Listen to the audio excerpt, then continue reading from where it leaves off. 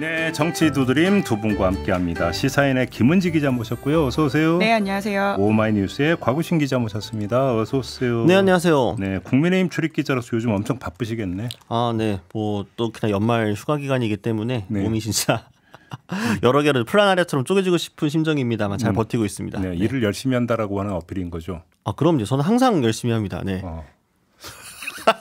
자기 PR 시대니까요. 하루 네. 기사 출고량이 몇 개나 되시나요? 아, 저는 뭐 근데 기사를 저희가 많이 쓰는 그 매체는 아니어가지고요. 아, 예. 네. 알겠습니다. 네. 꼭 제가 데스크 같다. 아, 많이 쓰라는 마침 또 데스크 휴가 중인데 아무튼 열심히 쓰겠습니다. 뭐 그런 것까지 얘기 안 해도 돼요. 네. 왜 제가 이야기를 왜 꺼냈느냐? 오늘도 어쩔 수 없이 국민의힘 이야기 중심으로 풀어갈 수밖에 없기 때문에 그래서 이제 그 이야기를 시작을 한 건데요. 오늘이 12월 26일입니다. 내일이 무슨 날이게요? 이준석 전 대표가 탈당을 예고한 27일이죠. 그런데 요 며칠 사이에 한동훈이 뜨면서 이준석이 쪼그라들었다. 이런 요새 그 보도가 되게 많이 나오던데 실제로 쪼그라들었습니까? 아니, 객관적으로 보았을 때 당연히 한동훈 전 장관의 비대위 이슈가 뜨면서 뉴스 1면에서 이준석 전 대표 관련 이슈가 약간 밀려난 건 사실인 건 맞는데 이거가 마치 무슨 엄청나게 이준석 전 대표 신당 동력이 약화된 것처럼 기사가 나오는 거는 약간 침소봉대가 아닌가 싶긴 하거든요. 이준석 신당 죽이기 차원 보도다 이렇게 보세요. 뭐 그런 것도 있을 것이고 그만큼 또 한동훈 띄우기도 있을 것이라고 보고요. 여권에 이제 기대가 몰려있다 보니까요. 물론 이제 이준석 전 대표 입장에서도 이 외부 요인 변수가 조금 아쉽기는 할 겁니다. 그러니까 원래 상상했던 구도하고 조금 틀어진 건 맞죠. 네. 김기현 대표가 좀 일찍 내려오게 되고 그리고 한동훈 전 장관 카드가 일찍 쓰이게 되면서 원래 본인이 생각했던 그림하고 약간 달라지긴 했겠지만 뭐 그럼에도 불구하고 요 당분간 한동훈 비대위가 이슈를 많이 잡아먹긴 하겠지만 총선이 가까워올수록 또 이제 김건희 특검과 관련한 특검 전국이 이제 어떻게 되는지에 따라 달라지겠지만 이준석 전 대표 발 정계 개편 요거는 총선에 상당한 파괴력이 있는 이슈인 것만큼 변하지 않기 때문에 아마 뭐 당분간 뭐 내년 신년에도 꽤 기사가 나올 것으로 보입니다. 쪼그라들지 않았다. 뭐 쪼그라든 것까지 약간 줄었다 정도. 김원지 기자는. 네, 당연히 컨벤션 효과가 있을 수밖에 없는 상황이기 때문에 당연히 이제 한동훈 비대위원장 체제에 대한 보도량이 늘어날 수밖에 없습니다. 게다가 이제 긁지 않은 복권이라고 하는 표현에 따르면 사실 복권은 긁기 전이 가장 기대감이 높지 않습니까? 이제 그러다 보니까 지금 상황에서는 당연히 이제 기본적으로 신상을 좋아하는 뉴스 소비자에 대한 어떤 모습들도 있고 네. 판이 한번 크게 흔들리길 바라는 보수 성향의 미디어 매체들과뿐만 아니라 이제 보수 이제 그 정당 안에서의 유권자 바람이 있기 때문에 그럴 수밖에 없는 상황인데요. 이제 결국은 근데 관건은 이준석 전 대표가 여전히 가지고 있는 부분이 있다라는 지적은 저도 곽우신 기자가 같이 하고 싶은데, 그러니까 지금 한동훈 체제의 핵심 이제 구도는 이제 검사 한동훈 대 피의자 이재명 체제. 그러니까 그 이야기가 무엇이냐면. 정권 심판론을 지우고 윤석열 대통령을 이 구도에서 최대한 내려버리겠다라고 하는 것이거든요. 그런데 이 구도에서 가장 방해가 되는 사람이 사실 이준석 전 대표라고 그렇죠. 할 수 있습니다. 입만 열면 윤석열 대통령에게. 예, 뿐만 아니라 지금 한동훈 이제 비대위원장을 향한 메시지를 계속해서 내고 있는데, 그러니까 이 구도가 한동훈 대 이재명이 아니라 계속해서 한동훈 대 이준석 구도가 잡히게 된다라고 하는 것은 지금 정부 여당으로서는 원치 않는 프레임이라고 할 수 있고요. 그런데 이준석 전 대표의 가장 큰 이제 뭐라고 할까요? 장기라고 하는 것이 언론 장악력이지 않습니까? 그런 차원에서라도 사실 이번 주 내내 한동훈 비대위에 대한 컨벤션 효과와 그 뉴스가 가득 차야 되는 상황인데 중간중간에 이준석 전 대표 뉴스가 뿌려지는 것이 과연 원하는 상황일까라는 것이죠. 언론 장악력까지는 아니고 언론 친화력. 아, 예.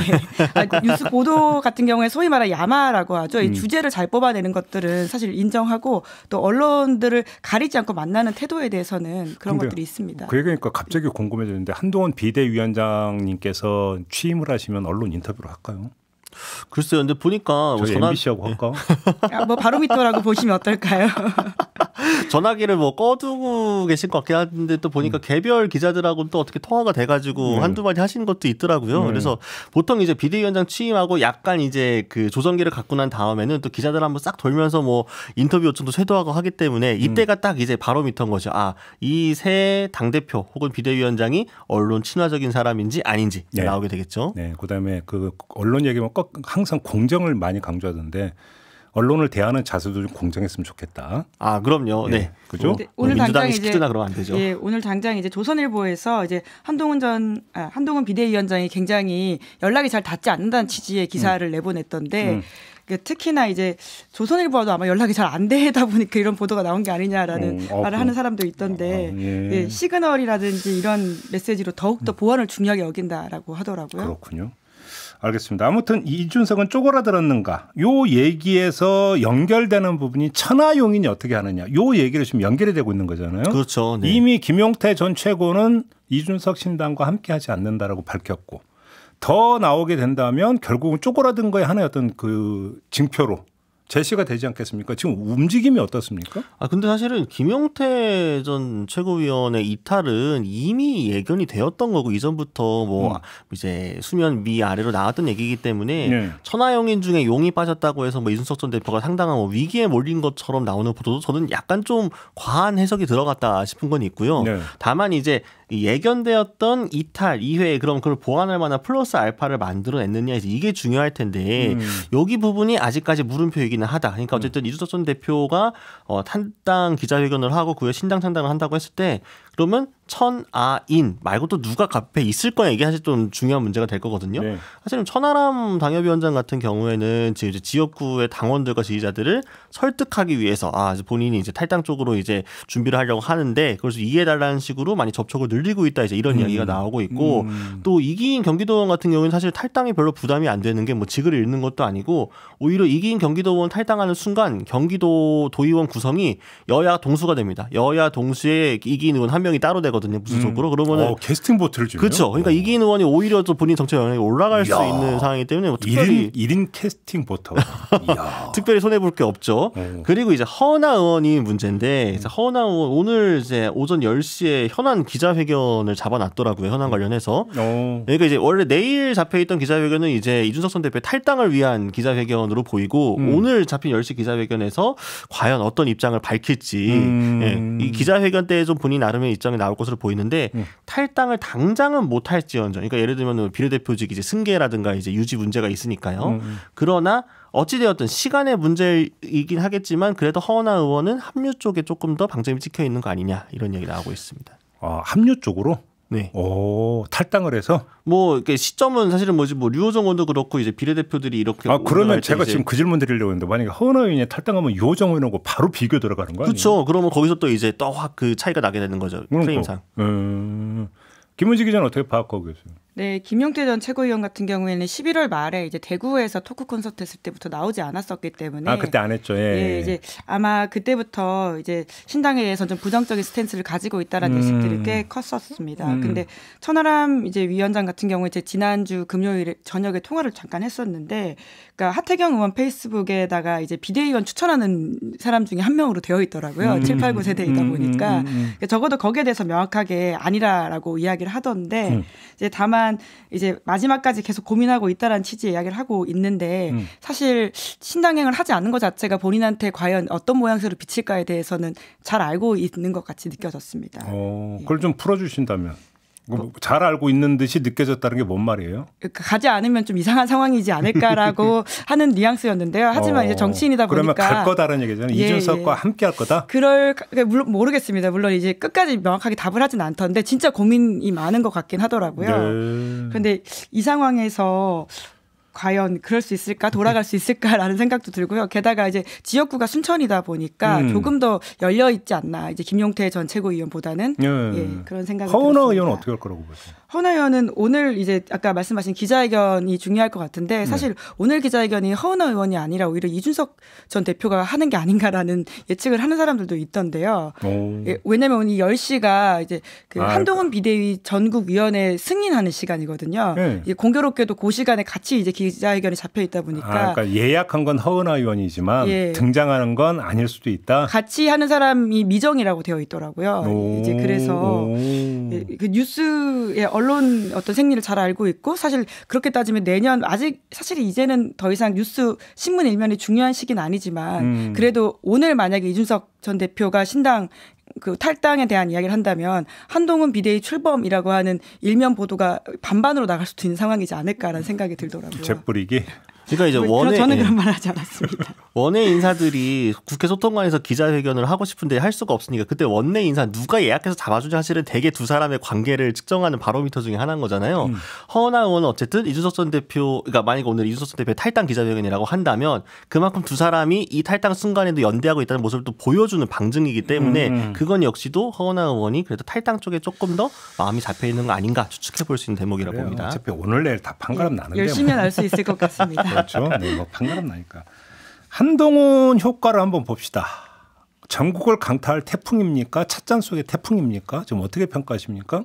아직은 정말 모르죠. 근데 곧 긁을 때가 왔으니까요. 예. 이제 긁을 시간이 얼마 남지 않았는데, 최근에 국민의힘에서 이제 한동훈 비대위와 관련해서 민감한 반응들이 나오는 걸 보게 되면은 그만큼 국민의힘 안에서도 걱정이 많다. 그러니까 이렇게 좀 해석이 될 수 있을 것 같고요. 그러니까 초반에는 당연히 자연스럽게 컨벤션 효과가 나올 겁니다. 한동훈 비대위가 뉴스 일면들을 장식을 하고 뭐 지지율이도 여론조사에서도 꽤 좋은 지표들이 나올 텐데 이게 반짝으로 끝나느냐 아니면 지속성을 가지고 가냐. 결국 요 갈림길이 한두 주, 그러니까 12월 말부터 1월 초까지 요 사이에 결판이 날 것이다라고 볼 수밖에 없고 이제 사실은 민주당 일각에서 뭐 한나 땡이다, 한동훈 나오면 땡큐다라는 이야기가 일부 있지만 네. 지난 대선 때 윤나 땡 외치다가 대선 정권을 내어준 게 또 민주당 아니겠습니까?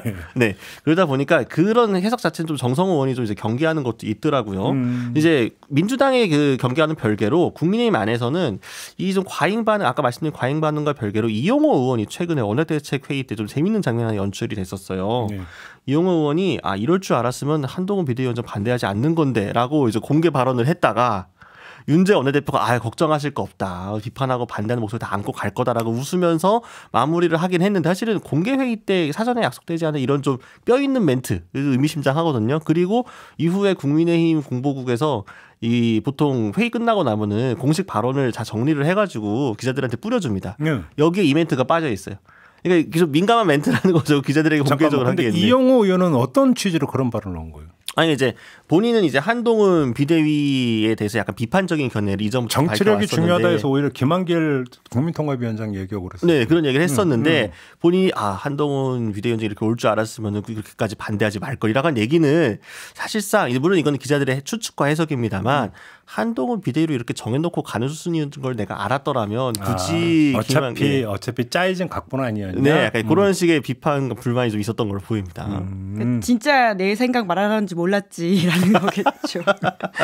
그 뉘앙스가 담겨 있는 말이라고 저도 이해를 했었는데, 그러니까 한동훈 비대위에 대한 이제 기대감이 사실 약간 층위가 다른 지점은 있는 것 같습니다. 이제 일반 당원이라든지 보좌진들 사이에서는 이제 그동안의 상황이 워낙 갑갑했기 때문에 약간 판이 흔들린다라는 차원에서의 기대감이 있는 건 사실인 것 같고요. 뭐라도 해보자. 그렇죠. 그러니까 그 한동훈 이제 비대위원장의 표현에 따르면 이제 9회 말 2스트라이크 2아웃이기 때문에 이제 뭐라도 크게 바꿀 수 있는 카드에 대한 기대감은 분명히 있는 것 같습니다.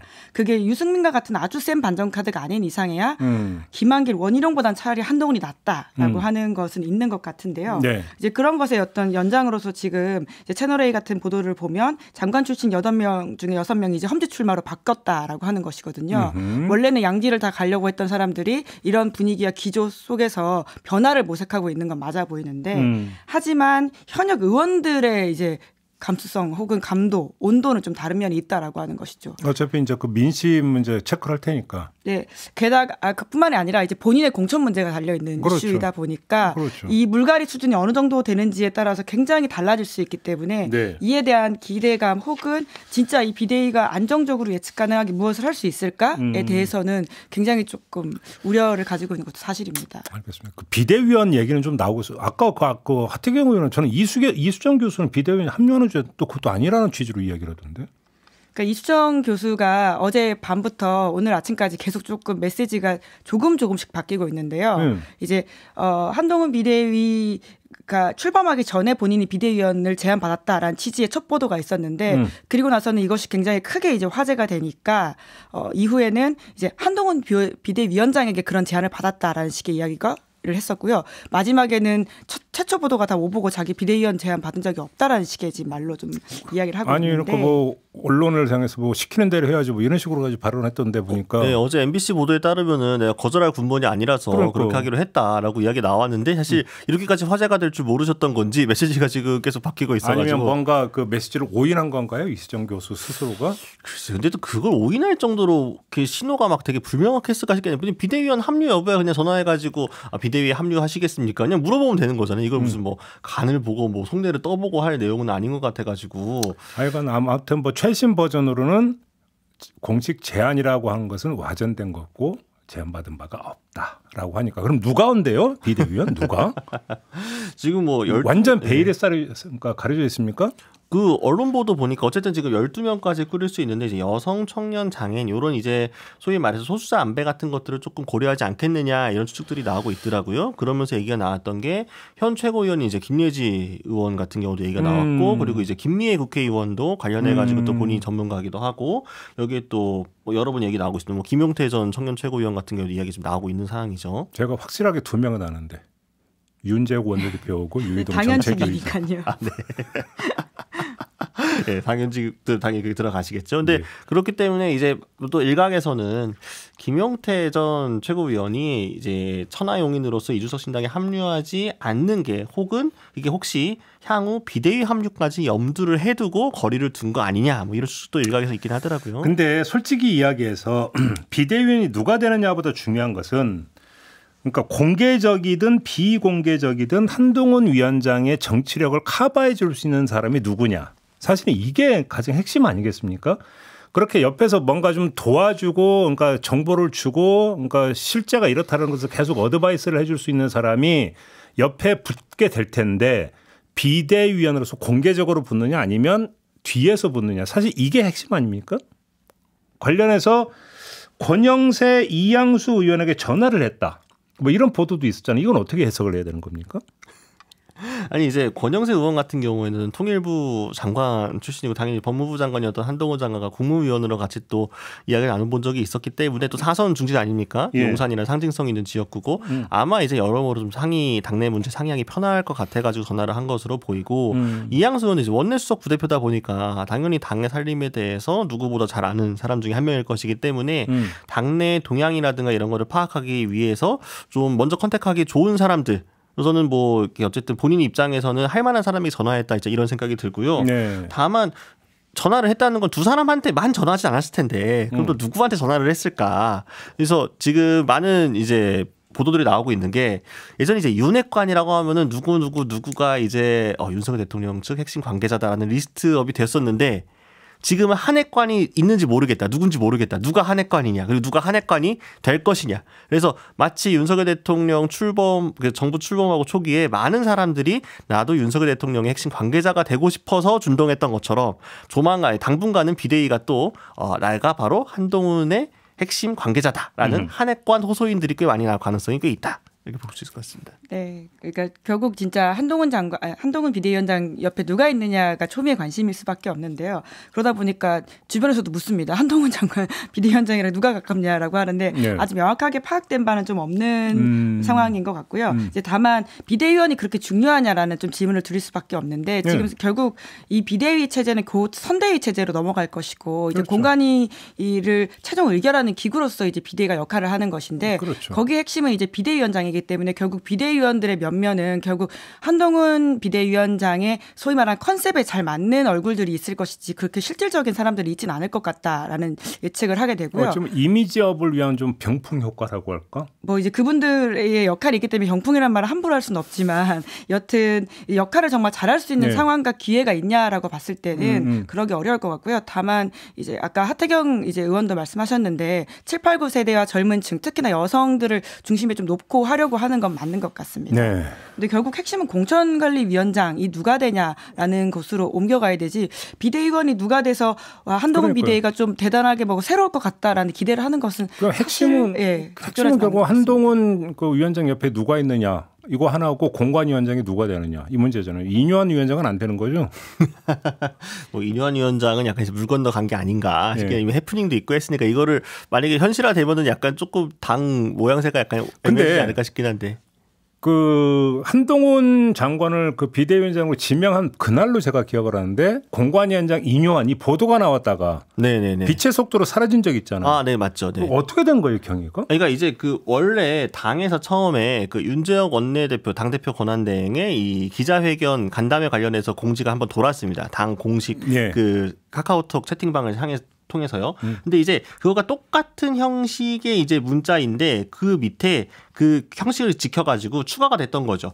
한동훈 비대위원장 그리고 인요한 공관위원장 하면서 이게 이제 발신이 국민의힘 이제 기획조정국 이름으로 이렇게 돌게 되니까 사람들이 이게 처음에 진짜 그 국민의힘에서 돌린 문자인 줄 알고 속보까지 나온 상황이었는데 국힘이 돌린 게 아니었어요. 근데 이제 국민의힘에서 이제 공식적으로 해명을 한 게 이건 우리가 돌린 게 아니다. 우리가 만든 게 아니고 우리는 공식 일정은 항상 이 공식 채팅방을 통해서만 공개하기 때문에 개별 뭐 당의 이제 그 부서가 국에서 이렇게 따로 돌리는 일은 없다라고 선을 그었습니다. 그럼 누가 장난쳤다? 그래서 최초 유포자를 찾아가지고 뭐 이제 법적 조치까지 취하겠다라는 식으로 이야기가 나왔는데 아무튼 뭐 일종의 해프닝으로 일단은 끝나 보이는데 예. 모르죠. 이게 정말 해프닝이었는지는 또. 그래서 누가 될 거다라는 얘기는 전혀 안 나오고 있습니다. 그거에 대해서까지는 네. 지금 뭐 항상 근데 저희 회전문으로 많이 얘기했던 그분들 얘기가 또 나오고 있어가지고 예. 법조인 출신들이 이제 가능성이 높아진 게 아니냐라는 예측들은 계속 나오고 있고요. 아까 하태경은 안 된다는데요.